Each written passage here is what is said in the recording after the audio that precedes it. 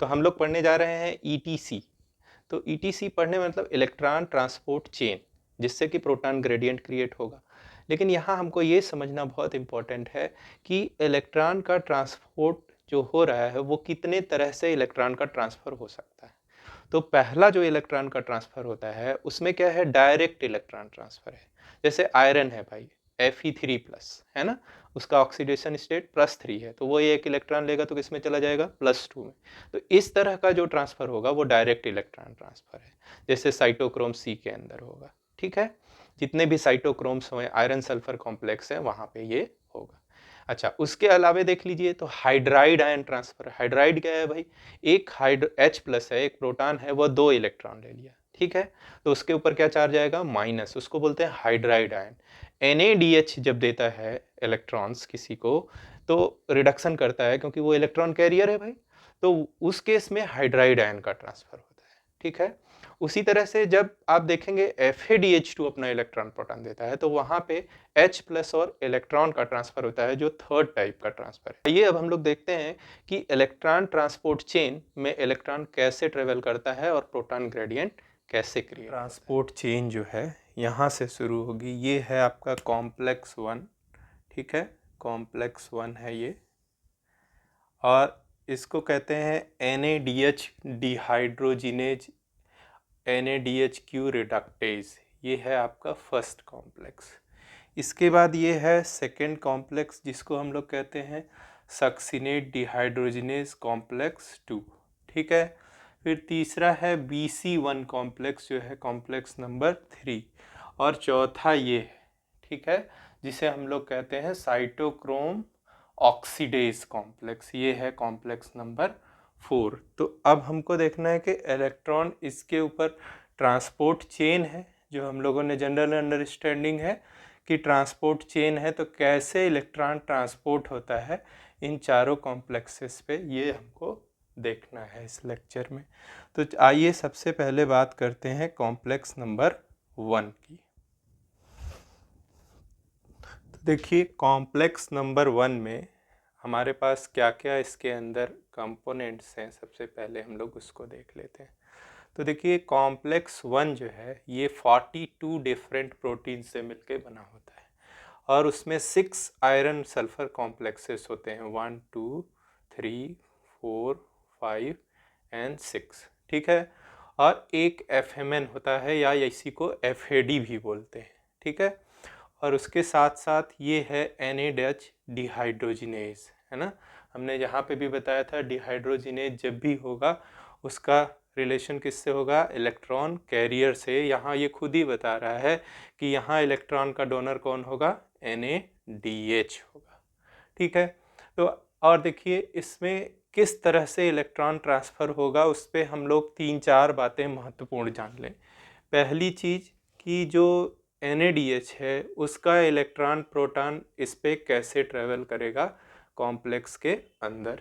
दूसरा, ये जो प्रोटॉन है इसका ट्रांसपोर्ट कहाँ होना है, इंटर मेम्ब्रेनस स्पेस में। ये माइटोकॉन्ड्रिया की इनर मेम्ब्रेन है और बाहर क्या है, आउटर मेम्ब्रेन है, तो उसके बीच में प्रोटॉन का ट्रांसफ़र होना है। तो 3 चीज़ें ये होनी है। ठीक है, सबसे पहले देखिए जो NADH है, NADH अपना क्या क्या देगा भाई, H- हाइड्राइड आयन दोगे। ठीक है ना, मतलब अगर इसको ओपन करें तो क्या है, H+ और 2 इलेक्ट्रॉन, ये हम लोग पढ़ चुके हैं। ठीक है, तो ये हाइड्राइड आयन कहाँ जाएगा, FMN के पास। ठीक है, दूसरी चीज़ यहाँ पे जो ये मैट्रिक्स है, ये क्या है, माइटोकॉन्ड्रिया की क्या है, मैट्रिक्स। तो उस मैट्रिक्स में से एक प्रोटॉन भी जाएगा। कौन जाएगा भाई, एक प्रोटॉन। तो यहाँ से आपका एक प्रोटॉन भी ये देखिए जा रहा है। ठीक है, तो एक आपका हाइड्राइड आयन गया किससे, NADH से, और एक प्रोटॉन कहाँ से गया, जो मैट्रिक्स है, माइटोकॉन्ड्रिया की मैट्रिक्स है वहाँ से गया। ठीक है, यहाँ से ये दोनों कहाँ पहुँचे, यहाँ पे H+ भी पहुँच गया और हाइड्राइड आयन भी, दोनों अब कहाँ आ गए, इसके ऊपर FMN के पास। अब सबसे पहले किसके पास इलेक्ट्रॉन जाएगा, FMN के पास।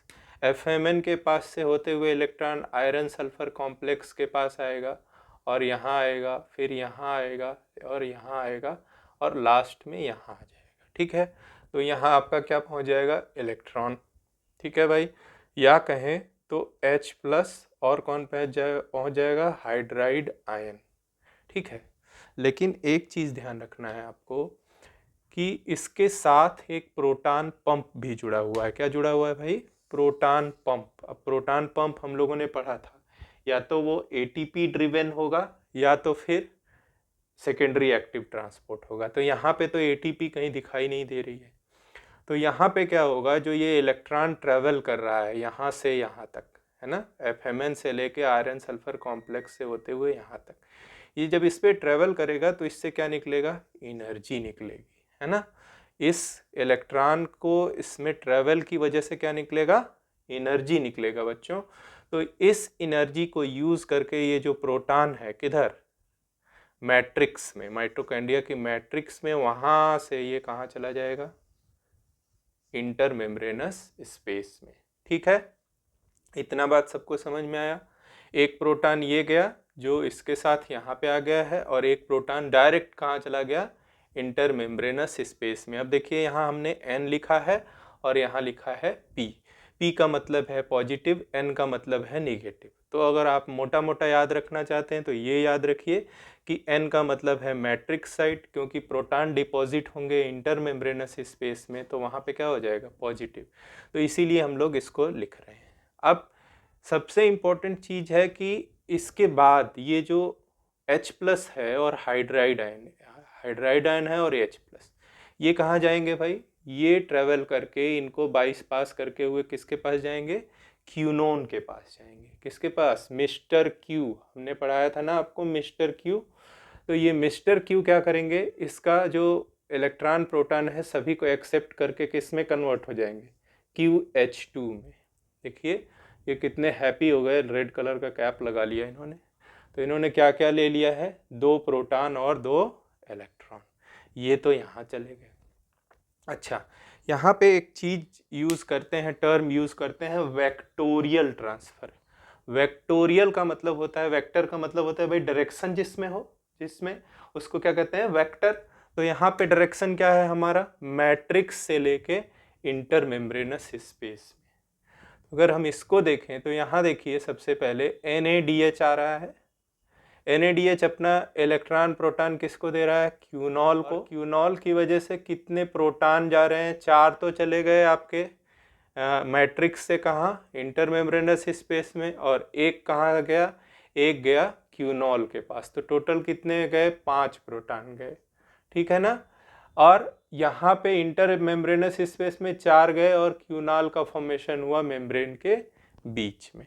ठीक है बच्चों, हम लोगों ने इसको बाईपास करके तब क्यूनॉल के पास गए थे ना, जब कॉम्प्लेक्स नंबर 1 ने हाइड्राइड आयन और प्रोटॉन दोनों ट्रांसफ़र किया था किसको, क्यूनॉल को। लेकिन क्यूनॉल जो है, ये जो मॉलिक्यूल है, इसकी पोजीशन देखिए कहाँ प्रेजेंट है, ये लिपिड लेयर के बीच में प्रेजेंट है। कहाँ प्रेजेंट है भाई, लिपिड लेयर के बीच में। तो इसका नेचर क्या होगा, हाइड्रोफिलिक की हाइड्रोफोबिक, हाइड्रोफोबिक होगा, है ना। अच्छा, ये एक जो है एक तरह का लिपिड ही है जिसमें क्यूनॉल रिंग पाई जाती है। ठीक है, अब देखिए इसको कॉम्प्लेक्स नंबर 1 ने तो अपना हाइड्राइड आयन और प्रोटॉन दे दिया, लेकिन यहाँ बीच में देखिए, आपको याद होगा, आप ध्यान दीजिए अगर, तो TCA साइकिल में हमें 2 यूनिवर्सल इलेक्ट्रॉन कैरियर मिले थे। एक मिला था NADH जिसने अपना इलेक्ट्रॉन दे दिया और प्रोटॉन भी दे दिया। ठीक है, तो यहाँ पे क्या हो रहा है कि NADH ने तो दे दिया, FADH किसको देगा। तो आपको याद होगा कि जब हम लोगों ने पढ़ा था सिट्रिक एसिड साइकिल, तो वहाँ पढ़ा था कि एक एंजाइम है जो मेम्ब्रेन से एसोसिएटेड रहता है, इनर मेम्ब्रेन से बच्चों वो एसोसिएटेड रहता है। आप लेक्चर में जाके देख सकते हैं। तो उसका नाम क्या था, सक्सिनेट डिहाइड्रोजिनेज। उसका क्या नाम था भाई, सक्सिनेट डिहाइड्रोजिनेज। ठीक है भाई, तो ये सक्सिनेट डिहाइड्रोजिनेज क्या करेगा, ये सक्सिनेट को फ्यूमरेट में कन्वर्ट करेगा, और यहीं पे आपको याद होगा FADH2 का फॉर्मेशन होता है। और हमने आपको बताया भी था कि FAD जो है वो प्राय किससे लिंक रहता है, मेम्ब्रेन के साथ लिंक रहेगा। जो एंजाइम रहेगा उसमें को एंजाइम के फॉर्म में एक्टिव साइट में प्रेजेंट होता है, ठीक है। तो वो उसको छोड़ के जा नहीं सकता, तो इसीलिए एंजाइम भी किसके साथ एसोसिएट हो गया, मेम्ब्रेन के साथ। अब ये क्या करते हैं, जब इसने अपना इलेक्ट्रॉन और क्या दिया भाई, 2 प्रोटॉन, ठीक, ये दोनों दे दिए, तो यहाँ पे क्या फॉर्मेशन हो गया, FADH2 का फॉर्मेशन हो गया, ठीक है ना। यहाँ FADH2 फ्री है, NADH कहीं भी जा सकता है, लेकिन FADH ये तो मेम्ब्रेन से एसोसिएटेड है, तो ये यहीं रहेंगे। तो ये भी अपना इलेक्ट्रॉन प्रोटॉन किसको दे देते हैं, क्यूनॉल को। तो क्या मतलब हुआ भाई कि चाहे कॉम्प्लेक्स नंबर 1 हो या कॉम्प्लेक्स नंबर 2 हो, दोनों अपने इलेक्ट्रॉन प्रोटॉन किसको देते हैं, क्यूनॉन को। इसीलिए आपको समझ में आया मिस्टर क्यू कितने इंपॉर्टेंट हैं। तो mister Q receives electron proton from complex number 1 and complex number 2 also. अच्छा, कॉम्प्लेक्स नंबर 2 में और क्या क्या स्ट्रक्चर प्रेजेंट है, तो देखिए यहाँ 4 प्रोटीन प्रेजेंट होती हैं, आप देख रहे हैं 1 2 3 4 प्रोटीन से। एक तो सक्सिनेट डिहाइड्रोजिनेज है, दूसरा FADH2 जहाँ बाइंड कर रहा है वहाँ पे है, आयरन सल्फर कॉम्प्लेक्स है। तो इसके थ्रू ही इलेक्ट्रॉन प्रोटॉन का ट्रांसफर क्यूनॉल को होता है, ठीक है। तो यहाँ तक हम लोगों ने समझ लिया कि कॉम्प्लेक्स 2 अब कैसे काम करता है। देखिए यहाँ पे अब रोल सारा जो इलेक्ट्रॉन प्रोटॉन था वो किसके पास आ गया भाई, क्यूनॉल के पास आ गया। किसके पास, क्यूनॉल में कन्वर्ट, क्यूनोन अब किस में कन्वर्ट हो गया, क्यूनॉल में, ठीक है। अब देखिए क्या होगा, देखेंगे कॉम्प्लेक्स नंबर 3 के पास, कहाँ पहुंच गए भाई, कॉम्प्लेक्स नंबर 3 के पास। तो कॉम्प्लेक्स नंबर 3 को देखिए कहते हैं BC1 कॉम्प्लेक्स। क्या कहते हैं, BC1 कॉम्प्लेक्स। और ये देखिए इस कॉम्प्लेक्स को ध्यान से देखिए, देखने में अच्छा लग रहा है, लेकिन इसके पैर देखिए कितने हैं, 4 है। तो कितने लोग इसमें छुपे हुए हैं भाई, 2 लोग छुपे हुए हैं। तो ये क्या होते हैं, डायमर होते हैं। क्या होते हैं, डायमर। और क्यूनॉन को इसी को इलेक्ट्रॉन देना है, कंपोनेंट है भाई। देखिए यहाँ पे है साइटोक्रोम C1 है, आयरन सल्फर कॉम्प्लेक्स है, और ये है साइटोक्रोम B। और साइटोक्रोम B में क्या है, L और H 2 फॉर्म है, ठीक है। तो ये क्यूनॉल क्या करता है, क्यूनॉल के पास कितने इलेक्ट्रॉन है भाई, 2, और प्रोटॉन कितने हैं, 2। तो ये अपना एक इलेक्ट्रॉन किसको दे देगा, साइटोक्रोम C को। और ये आयरन सल्फर कॉम्प्लेक्स से होते हुए साइटोक्रोम C से होते हुए कहाँ चला जाएगा, कहाँ चला जाएगा भाई, साइटोक्रोम C के पास, ठीक है। तो इस रिएक्शन को हम कैसे लिखेंगे, QH2, सिंस ये बीच में एक स्पेस है, कैवर्न है, जिसके थ्रू क्यूनॉल जो है मैट्रिक्स की साइड से एंटर करके कहाँ जा सकता है, इस मेम्ब्रेन के बीच तक आ सकता है, इस कॉम्प्लेक्स के बीच तक। तो QH2 और Q और साइटोक्रोम C1 जो ऑक्सीडाइज फॉर्म में है। अब QH2 ने अपना इलेक्ट्रॉन, एक इलेक्ट्रॉन किसको दिया, साइटोक्रोम C1 को। तो इसका क्या हो गया, रिडक्शन। जो भी इलेक्ट्रॉन लेगा उसका रिडक्शन हो जाएगा। और देखिए उसके साथ साथ क्या हुआ, इनके पास 2 प्रोटॉन भी। तो ये प्रोटॉन जो इनके पास हैं, ये प्रोटॉन यहाँ से होते हुए हाइड्रोजन पंप, जो इनका प्रोटॉन पंप है, उसके द्वारा यहाँ पे आ गए, ठीक है। लेकिन ध्यान रहे कि ये प्रोटॉन आपका मैट्रिक्स साइड से नहीं आया है, ये कहाँ से आया है, क्यूनॉल के द्वारा दिया गया है। किसके द्वारा, क्यूनॉल के द्वारा। अच्छा, उसके बाद क्या होता है, ये क्यूनॉल ने एक इलेक्ट्रॉन तो इसको दिया था, इलेक्ट्रॉन ये किसको देता है, BL-BH कॉम्प्लेक्स को देता है। और यहाँ से ये BL-BH को दे देता है, और फिर ये पहुँचता है यहाँ पे, ठीक है। तो यहाँ पे क्यूनॉल ऑलरेडी प्रेजेंट है, तो वो इलेक्ट्रॉन को एक्सेप्ट कर लेता है, ठीक है। तो Q माइनस बन जाएगा, इसी को कहते हैं सेमी क्यूनॉन। क्या कहते हैं भाई, SQ, है ना। फिर उसके पास क्या आ जाता है, 2 प्रोटॉन्स कहाँ से आएंगे, ये प्रोटॉन्स कहाँ से मिलेंगे आपको, मैट्रिक्स साइड से मिलेंगे। तो ये प्रोटॉन भी एंटर कर जाते हैं, ठीक है, ऐसे। और ये प्रोटॉन यहाँ से होते हुए फिर ये भी प्रोटॉन कहाँ निकल जाते हैं, यहाँ 2H+। तो ये 2 प्रोटॉन कहाँ से आए, मैट्रिक्स से, और 2 प्रोटॉन किसने दिया, क्यूनॉल ने, तो टोटल कितने हो गए, 4 प्रोटॉन पंप आउट हुए। ठीक है भाई। अच्छा, अब ये सेमी क्यूनॉन फिर से इसी साइकिल को इस कैबॉर्न के थ्रू जाता है और इलेक्ट्रॉन प्रोटॉन इसको दे देता है, फिर से इलेक्ट्रॉन यहाँ से चला जाता है किसके पास, साइटोक्रोम सी के पास। ठीक है, तो अब इसको देखें अगर हम लोग, तो ये वाला हम लोगों ने पहला रिएक्शन देखा था जब क्यूनॉल ने दिया था। अब थोड़ा मैट्रिक्स साइड में देखें तो क्या हो रहा है, क्यूनॉल है ऑलरेडी, यहाँ से भी इंटर कर सकता है, जो यहाँ से एक इलेक्ट्रॉन दे के आया था क्यूनोन, सेमी क्यूनोन भी है, और आप देख रहे हैं 2 प्रोटॉन निगेटिव साइड से, 2 प्रोटॉन निगेटिव साइड से एंटर कर रहे हैं। ठीक है, इस कैबॉन के थ्रू, और किस में जा रहे हैं, इधर इंटरमेम्ब्रेनस स्पेस में, तो 4 हो गए। साइटोक्रोम C1 अगेन 2 है ना, तो ऑक्सीडाइज हो गया, ये 2, ठीक है, तो ऑक्सीडाइज से क्या हो गया, रिड्यूस। यहाँ पे देखिए, अब ये कॉम्प्लेक्स थर्ड से जो इलेक्ट्रॉन्स थे वो किसके पास पहुँच गए, C1 के थ्रू कहाँ पहुँच गए, साइटोक्रोम C के पास। अब देखिए साइटोक्रोम C की पोजीशन बहुत इम्पोर्टेंट है।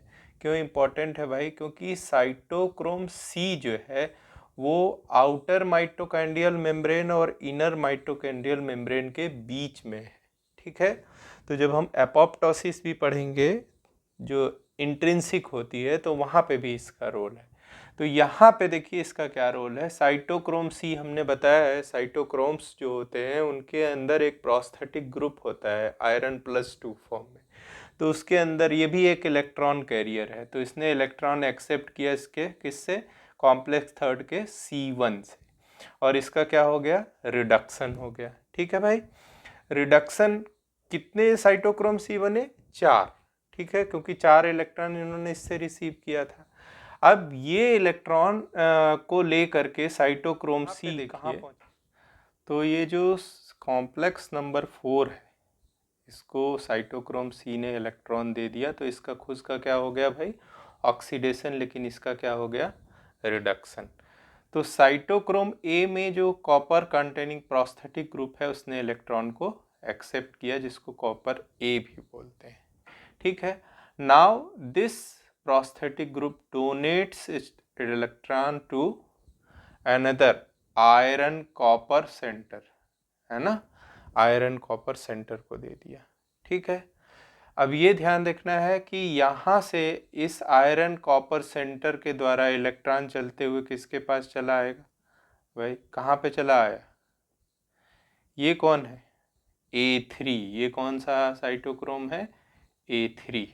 ठीक है, तो देखिए A ने पहले एक्सेप्ट किया इलेक्ट्रॉन, फिर आयरन कॉपर सेंटर के थ्रू होते हुए ये कहाँ आ गया, A3 के पास आ गया। अब this event is very important. Respiratory chain कहते क्यों है भाई, फाइनली इलेक्ट्रॉन कौन एक्सेप्ट करेगा, ऑक्सीजन। ऑक्सीजन बहुत देर से यहाँ वेट कर रहा था कि इतना लंबा रास्ता ट्रेवल करके जब इलेक्ट्रॉन यहाँ पहुँचेगा तो उसके साथ मिलके हम क्या बनाएंगे, वाटर। ठीक है, बहुत ज़्यादातर दूर चल लेते हैं तो थक जाते हैं, तो हमें पानी पीने की ज़रूरत होती है ना।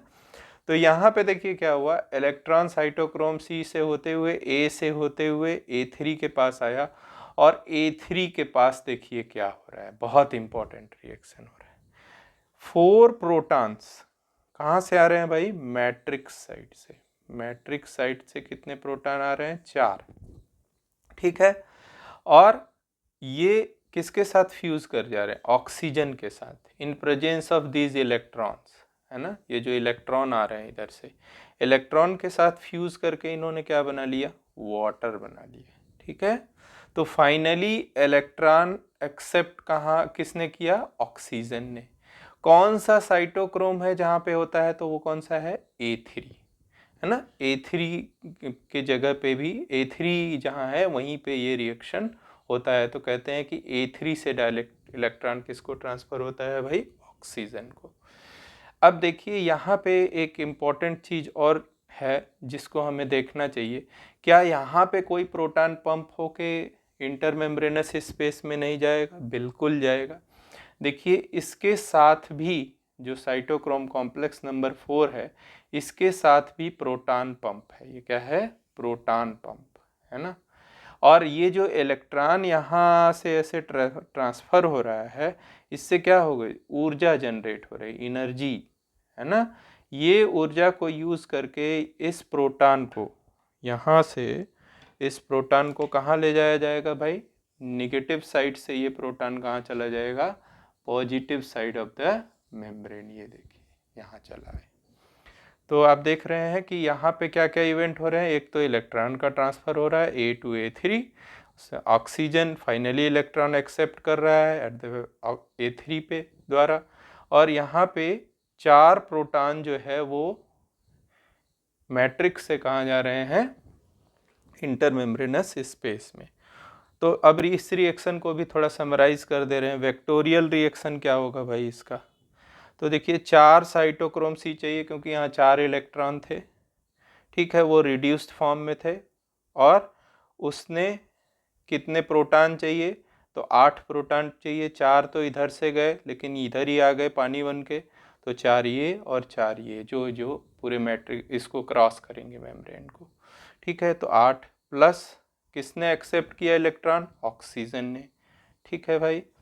अब देखिए, अब जो साइटोक्रोम था रिड्यूस्ड फॉर्म में, उसने अपना इलेक्ट्रॉन दे दिया किसको? ऑक्सीजन को। तो वो क्या हो गया? ऑक्सीडाइज हो गया। और 4 प्रोटॉन जो है वो पंप होके मैट्रिक्स साइड से कहाँ चले गए? Positive side of the membrane, मतलब इंटरमेम्ब्रेनस स्पेस में, और 2 मॉलिक्यूल ऑफ वाटर बन गया। तो ये आप देख रहे हैं कि ये इलेक्ट्रॉन ट्रांसपोर्ट चेन एंड हो गया यहाँ, जब इलेक्ट्रॉन की डिलीवरी किसको हो गई? ऑक्सीजन। देखिए भाई, इलेक्ट्रॉन ट्रांसपोर्ट चेन में क्या हो रहा है? तो यहाँ कॉम्प्लेक्स नंबर 1 में जो है NADH इलेक्ट्रॉन दे रहा है, हाइड्राइड आयन प्रोटॉन का ट्रांसफर क्यूनॉल को हो जा रहा है। जो इलेक्ट्रॉन की एनर्जी थी ट्रांसपोर्ट की, उसके द्वारा 4 प्रोटॉन का ट्रांसफर मैट्रिक्स से कहाँ हो जा रहा है? इंटरमेम्ब्रेनस स्पेस में। अब ये क्यूनॉल के पास ये इलेक्ट्रॉन प्रोटॉन है, क्यूनॉल का हो गया रिडक्शन। उसी तरह से कॉम्प्लेक्स नंबर 2 जो कि मेम्ब्रेन से एसोसिएटेड है, तो यहाँ पे क्या है? Succinate dehydrogenase. तो यहाँ पे FADH2 का फॉर्मेशन हुआ किसमें? सिट्रिक एसिड साइकिल में। तो वहाँ से ये इलेक्ट्रॉन प्रोटॉन ये भी किसको देता है? मिस्टर क्यू को, है ना, क्यूनॉल को। तो ध्यान रखिएगा, कॉम्प्लेक्स 1 और कॉम्प्लेक्स 2 दोनों ही अपने इलेक्ट्रॉन प्रोटॉन किसको दे दिए? क्यूनॉल को। अब क्यूनॉल में क्यू साइकिल होती है जिसके द्वारा इलेक्ट्रॉन और प्रोटॉन इसको दिए जाते हैं, ठीक है। तो इसमें 2 प्रोटॉन जो है वो तो मैट्रिक्स साइड से जाते हैं, और 2 क्यूनॉल के पास है, वो मिला के 4 प्रोटॉन यहाँ पे भी आ गए, ठीक है भाई। और जो इसने इलेक्ट्रॉन दिया वो आयरन सल्फर कॉम्प्लेक्स से होते हुए किसके पास चला गया? साइटोक्रोम C के पास। साइटोक्रोम C इंटरमेम्ब्रेनस स्पेस में, इनर मेम्ब्रेन और आउटर मेम्ब्रेन के बीच में प्रेजेंट है ना।